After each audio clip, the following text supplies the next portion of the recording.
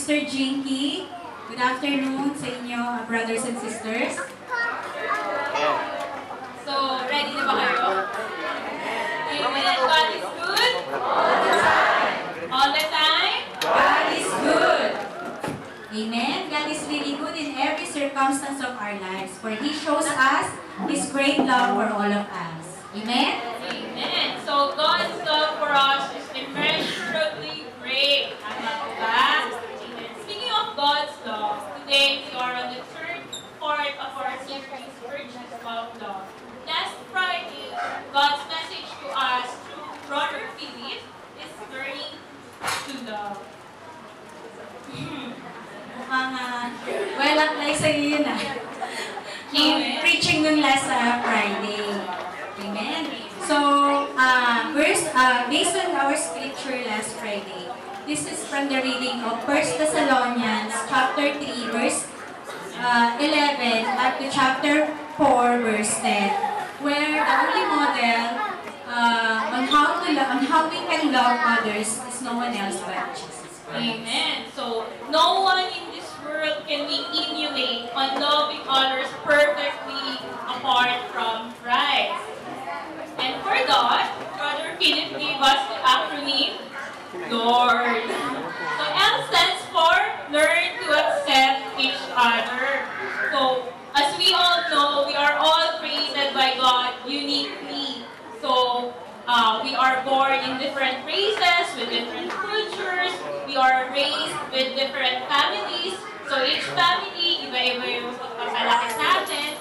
So, we have to learn and accept and expect the differences on each other. And I agree with your sinabi mo, because there are no two persons are the same. And even the twins have their own differences. Diba? Amen. And then the second acronym is letter O, stands for obedience for God's command. In our scripture, in 1 Thessalonians chapter 4, verse 9, we are taught by God to love one another, as He exemplified in us when He gave His only begotten Son to die for our sin. And sabi niya nga rin, di ba? That's why He gave us His new command. And it says in John 13, chapter 13, verse 33 to 34 to 35, He says there that the new command I give to you is to love one another. If you love one another, they will know that you are my disciples. So, Amen. So, if you really love God, you will obey His command. He commanded us not only to love those who love us, but He also commanded us to love our enemies. So, even the most unlovable person in the world, we have to love her. Parang may pinagdadaan kasi. Share natin na mamaya. Usapan natin. With conviction ng kanyang ano. Talaga. So, yun. So, tama natin ngayon, diba? So, R is we have to remember the needs of others. So, as Christians, we are expected to be sensitive to the needs of others, like your brothers and sisters. Hindi lang tayo dapat sensitive sa physical, emotional, psychological needs, but most especially with our spiritual needs. So, if you found someone or you find your katabi, your seatmate na parang sad, so you just have to talk to him or tap her shoulder or ask her, okay? Amen. And the last is letter D, which is don't expect anything in return.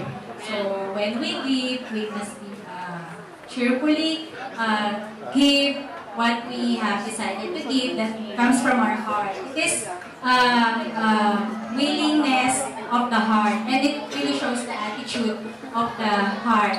And Amen. Dahil dito sa Akad family, walang bilangan ng good deeds. Amen. We all learn to love one another. At biyahe natin dito sa mundo, hanggang langit, walang iwanan.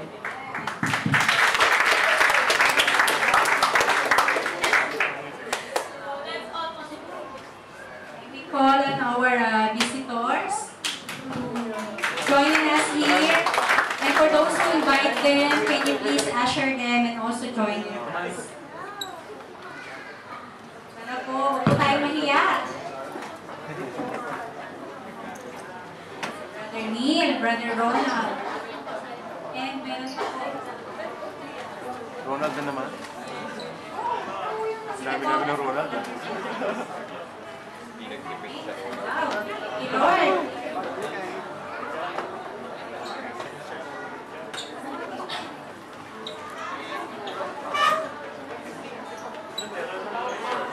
Thank you, Brother Neil, Brother Richard, Sister Gretchen, Sister Leah, and Sister Jean.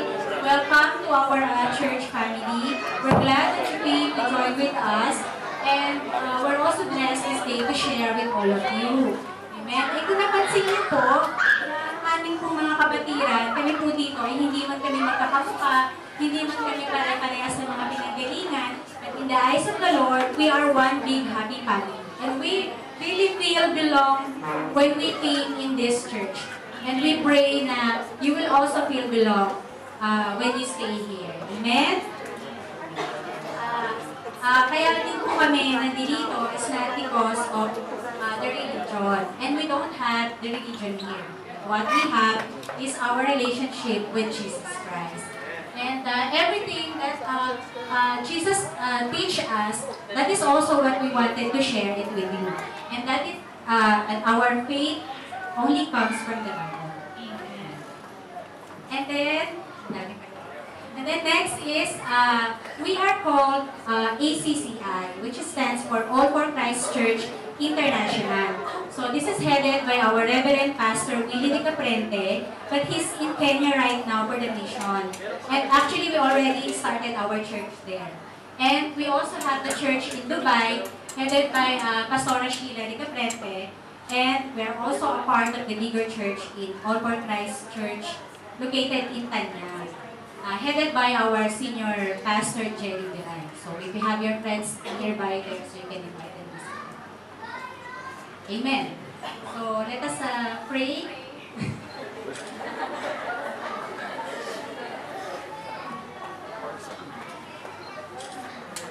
So let's pray for yes, let's bow down our hands. Brethren, can you extend your hands to them? Okay, Lord, hallelujah, oh Lord God, we praise you and we thank you, oh Lord God, for this day, oh Lord God. We thank you, O Lord God, for bringing our visitors to you, O Lord God, for this day in your presence, O Lord God. Lord, thank you for each life, O Lord God, standing in front of you, O Lord God. We know, Lord God, that you are pleased, O Lord God, in their from their obedience, O Lord God.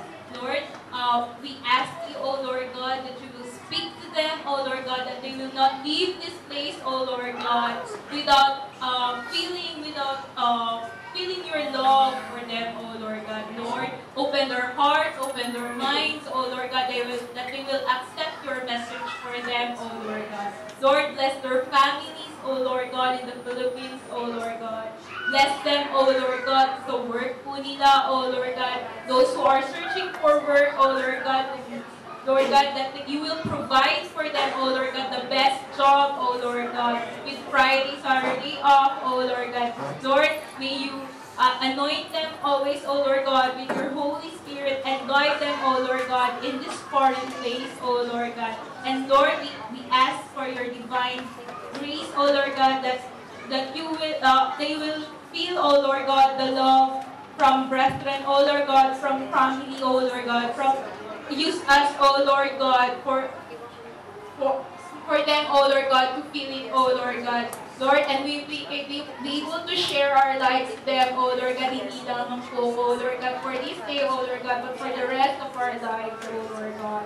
Lord, may you continue to bless them, O Lord God. Grant them peace, O Lord God. Grant them wisdom, O Lord God. And show them, O Lord God, your great love for them, O Lord God. And Lord, this we pray in the mighty name of Jesus of Nazareth. We love you, Father. We love you, Jesus. We love you, Holy Spirit. In Jesus' name we pray. Amen.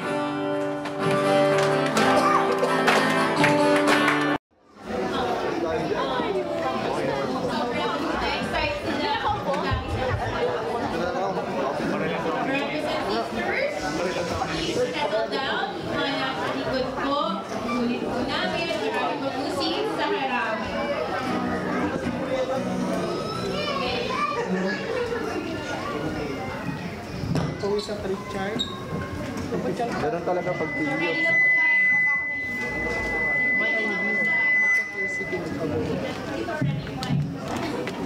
So, ready na po ba tayo? With the second part, to stand up for Jesus. So, stand up for Jesus is sharing boldly what God has done in your life. So, here we are able to listen to our brethren sa mga blessings and discipline na binibigay sa kanila ni Lord. And isa lang pong ibig sabihin doon, that means that it's God's love for them.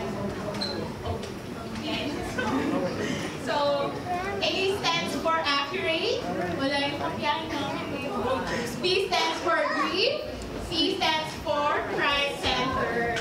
So, lagi po natin tatandaan. 3 minutes lang po. Madami po nagpa-list ngayon. So, medyo short na lang po. So, unang-una po si Kuya Mark.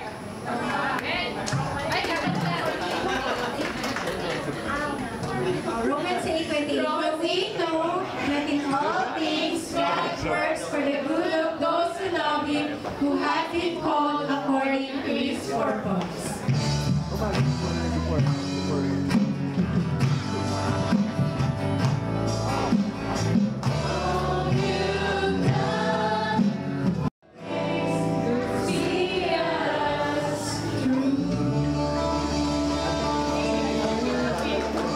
So, unang-una po ulit si Kuya Mark. Mark hindi.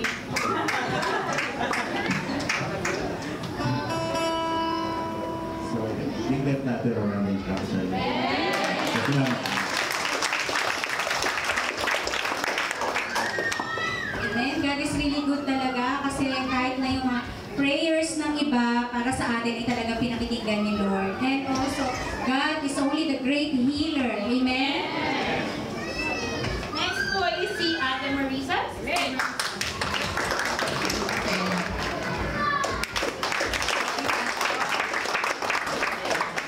So, always after the storm, andun yung rainbow, di ba? Amen. And always remember sa Hebrews 13:6, the Lord is my helper. What can mere man can do for me? He will fight for me. So, pag nasa atin si Jesus, we will never be, may deliver tayo, we will never be ashamed.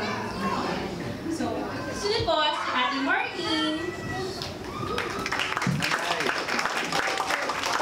Sinulat ng papuri, pasasalamat at kalwalatian ng karangalan sa matamis at makapangyarihang pangalan ni Jesus. Amen.